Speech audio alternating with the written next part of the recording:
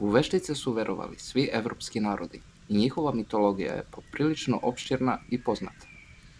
Veštice bi mogli da podelimo u 3 grupe. Veštice koje su ženski demoni najsličnije vampirima.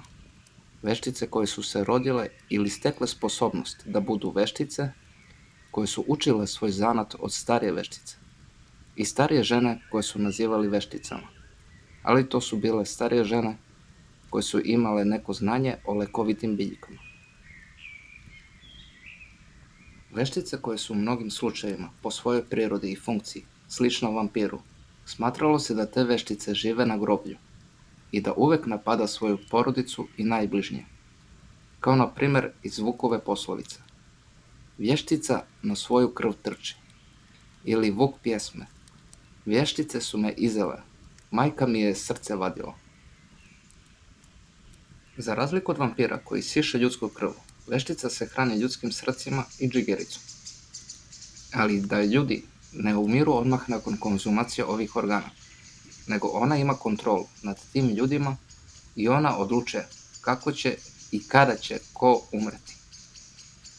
Devojčica ili devojka ne mogu da postanu veštice dok se ne udaju.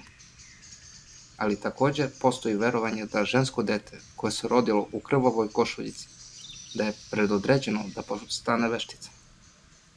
Zato bi žene koje bi prisustvovali porođaju spaljivali ili zakopavali košuljicu, ali se to takođe smatralo da je rizičan potez, zato što su ljudi smatrali da je košuljica Amajlija sa magijskim moćima, koja može prekinuti dečiji život.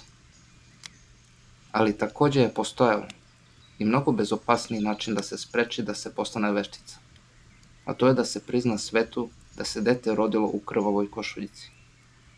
Zato što se po narodnom verovanju verovalo da veštica gubi moć ako se prizna da je veštica. Takođe se verovalo da svaka mora da postane veštica posle udaje.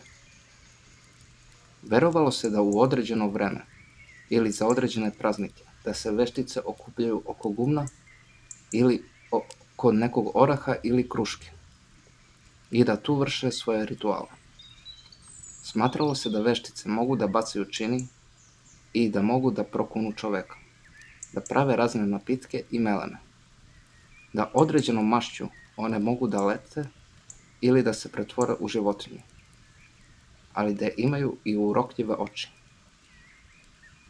Ali u nekim pričama se javlja i dualnost oko očiju, a to je u zavisnosti sa kojim te okom veštica pogleda. Sa jednim okom ona vidi prelep svet, pun boja i ljubavi, dok sa drugim okom vidi ljudsku mržnju, pohlepu i sve najgore na ovome svetu. A to verovanje može da se prepiše verovanju u paganska božanstva, koja su se uglavnom smatrala da su hroma ili da su imali jedno oko. Na primer, nordijski Odin, slovenski Da-bog, ili kako su ga drugačije nazivali, hromi Daba. Ali je to verovanje u nebeske tela, poput sunca i meseca, i prelaska iz dana u noći. Odbrana protiv veštice jeste beli luk i glogovina.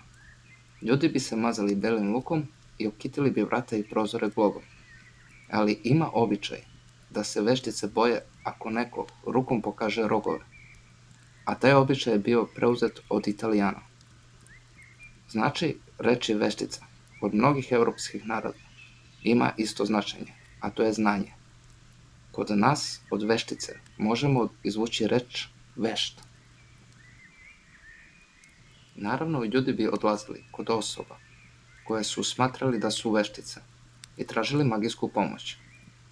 I ophodili su se prema njima sa strahopoštovanjem, ali su i takođe ugrožavali život mnogim ženama.